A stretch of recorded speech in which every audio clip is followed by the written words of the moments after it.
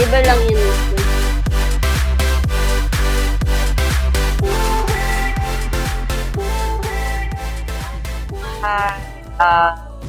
Dito tayo sa Roses City, Bletson. Ako po pala si Wendell Rivera. So, ako po yung representative ni Ma'am Rose. Kasi nasa Switzerland. Kaya ako na lang po ang representative. Usually po talaga, ang una po kasi nag-listen yung kapatid niya, si Carlito. And then po, simula nung 1996 po siya, naisipan po niya na i-grab din po ang business ni niya. Kaya, nagsimula po siya sa Magliman. Sa Bacolor po siya. Tapos, nag-start po siya ng paisa-isa lang muna hanggang sa na-encourage po siya na ba't hindi mo maituloy as a business. Kaya yun, nag-start siya ng yun, may naging customer na siya. Hanggang nagtuloy-tuloy na, hanggang nagka-branch na po siya sa Santa Rita and then dito sa Dalabastagan. Kasi ang kapatid niya, siya ang napunang dito po sa Dalabastagan. Nag-start siya noong 1990. Tapos noon, after noon, si Ate Rose noong 1990s. Nagtato sa pa. Bali, ilang dekada na? 27 years na talaga. Kaya pala natin ang nanay na, kumbaga kasama na siya sa legendary ng mga parang lang po siya, naging family business. Kaya tapos yung mga anak niya, nagka-branch sa Santa Rita, and then po dito, Roses Lechon, sa Dalabastagan. Simula po nag-pass away yung kapatid niya, sana po nag-branch. Naging tatlo. Ano kaya ang sikreto ni nanay sa lechonan niya, ma'am, na bakit binabalik-balikan yung mga customer? Yun po, siyempre yung mga customer namin, kung anong gusto nilang na request sa mga lechon nila. Number one, makikita nila yung mga baboy nasa likod, as in alive and kicking, gano'n. Silang tuturo kung ano yung gusto nilang size, and then yun na lang ang kakasama. And then ang lechon namin is plain lang, kasi may may salsa. Ang nilalagay namin, something na pampalasa lang, kasi gano'n lang. At saka ang request ng mga customer, kung gusto nilang medyo may aroma, yun na, bigay kami. Pero usually po talaga, plain lang ako. Kasi may mga sarsa po kami, yung liver ng praso. Yung sinasabi ng mga customer namin, sarsa pa lang daw. Saka may pre-dish kami na yung dinuguan na.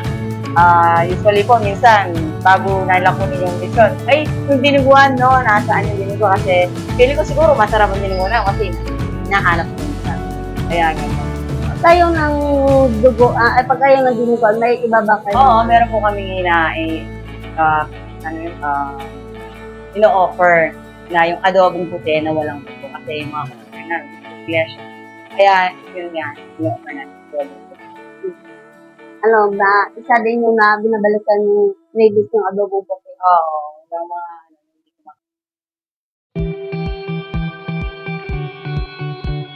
Ito na guys. Ito na guys, ang moment of the truth. Titikman na natin ang lechon ni Nanay Rosie dito sa Pampanga.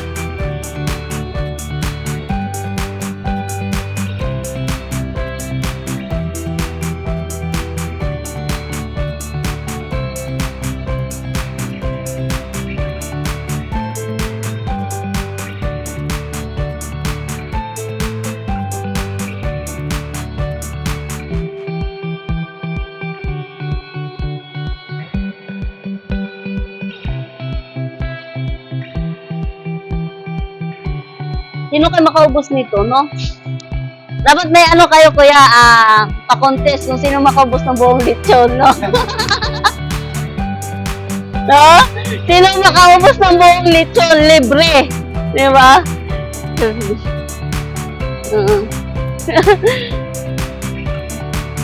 Ha? Hindi pa.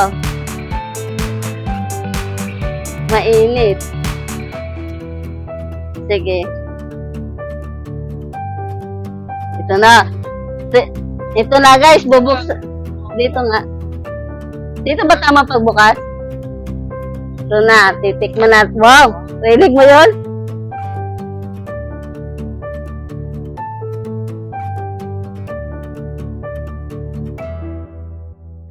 Ito pinakalabis, oh. Sa lahat. Wow! Wow! Yes! Ako muna. Balat-balat. Tikman natin. Malasa. Balat pala, malasa na. Ang sarap. Saka, wala ka makita masyadong taba, no? Talagang laman agad. Bagay din to sa mga high blood. Hindi masyadong high cholesterol. Siyempre, ito yung pinagmamalaki nilang sausawan ni Nanay Rosie. Tikman natin. With sausawan. Para sa inyo at sa akin. Salamat, Lord.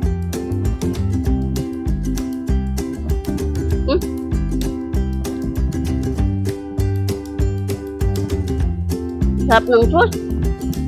Ang sauce nila, ano? Malasahan mo yung liver, matamis, na may kunting asin. Sakto lang, swak dun sa lechon. Hindi nakakauyam yung sauce ni Nanay Rosie. Diba? Diba?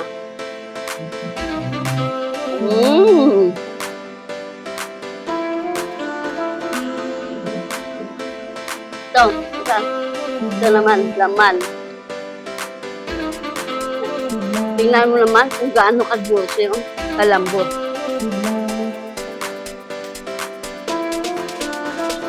Wow.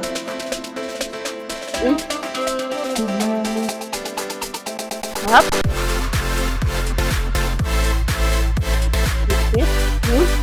Sarap. Napaka-basic lang nito, ano? Asin, paminta, tanlad. Pero, ewan ko, naluto siya.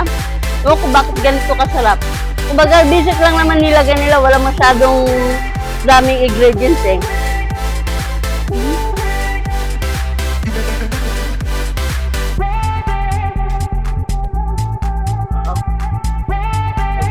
Hindi nakakatakot kumain. Ilis lang yung ano niya, taba. Ngayon, kukuha tayo ng kanin. Hoy, kakain. Kuha tayo dito. Sausaw natin. Kanin. Cameraman. Sarap.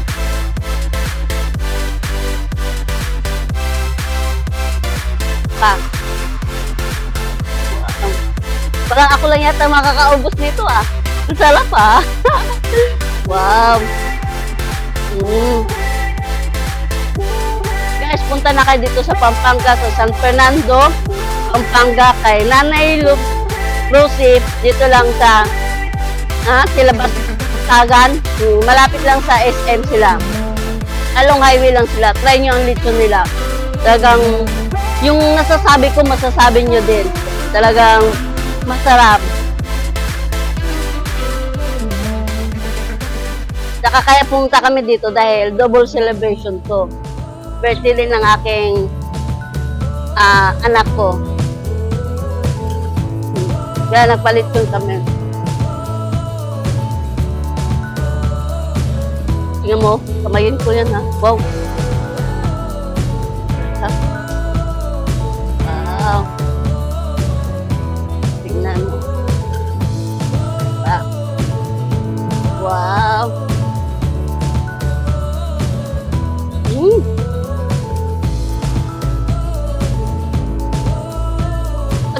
yung balat. Masama-saba.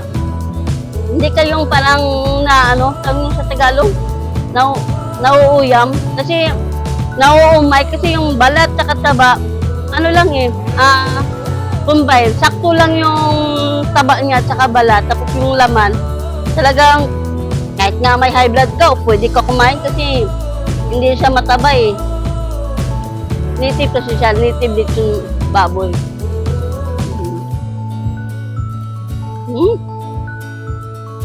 Sarap.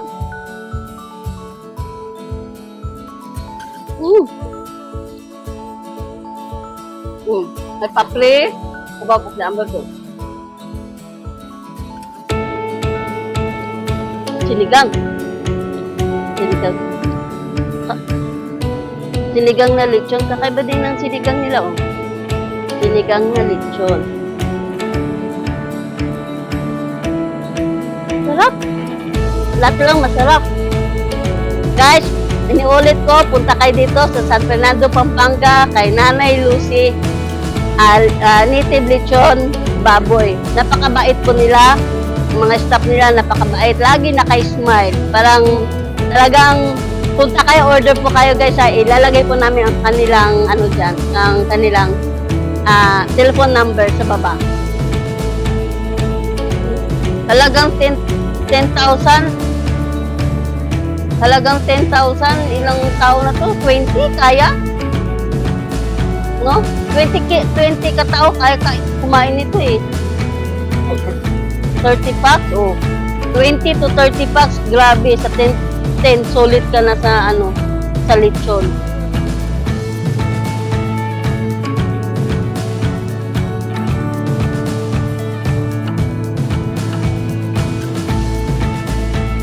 Kita natin sa loob. Wow. Ganyan saka ano oh. Siyempre ito sa camera ko man. Oh, cameraman oh.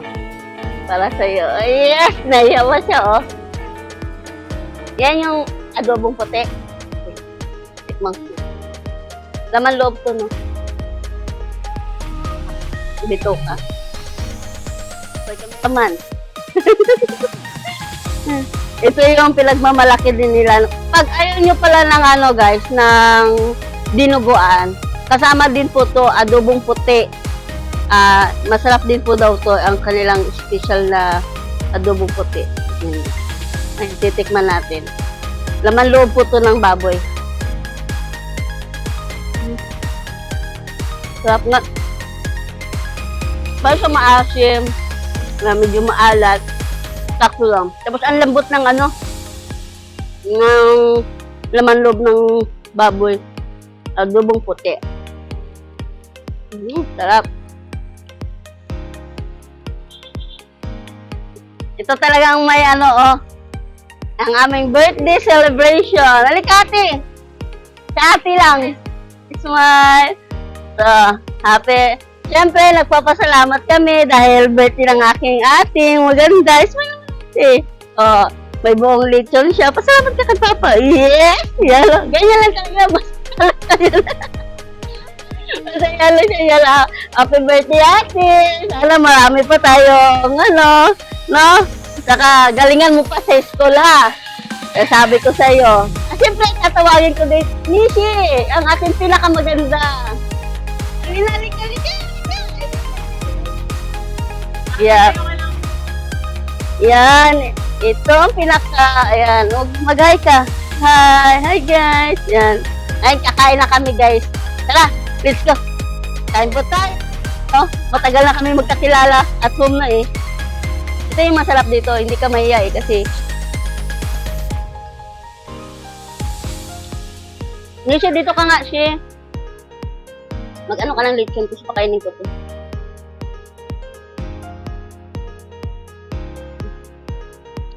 Liver lang yun.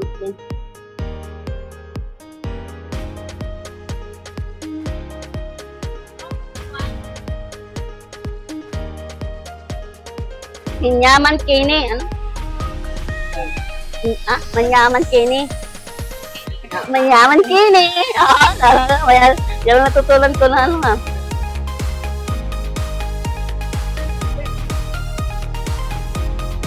Sige, dyan. Bigyan mo si ano si ate. Finish eh. Wow. Sarap nga eh. Sarap, bebe? Wow. Tapos na birthday mo eh. Eh, kahit may high blood, pwede eh. Ano nila oh. Oo nga. Kain lang din oh. Huwag mo intindihin yung high blood mo.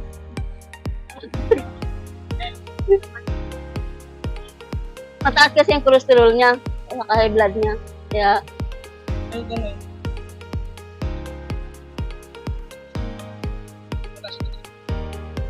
sarap yun. Bagay to kay mama. Ano nga kuya eh? Hindi, asin bitchin lang, ang ano nila, lagay lang, wala yung sa loob-loob na ganon. Ang ano nga nila, tsaka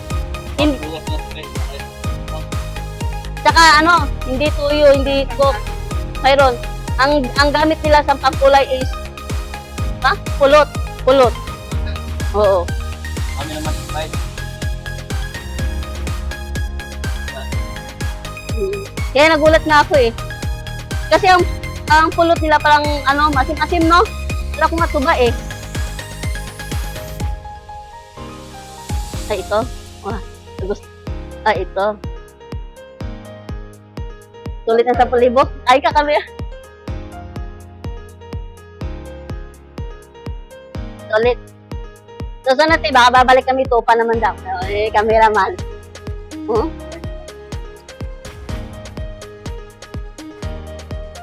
Gold lang.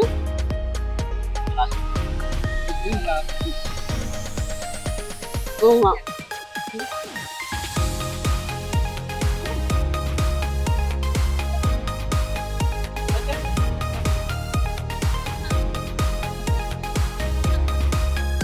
Diba no? Nakalambot, juicy pa, hindi siya dry, hindi siya overcook yung pagkaluto, yung makikita mo sa balat eh. Yung nagustuhan ko kasi may mga lechon na, ewan ko, sobrang iba din eh. Iba ni chicharon na, matigas. Hindi ibig, yung dry ba, yung laman, parang dry na,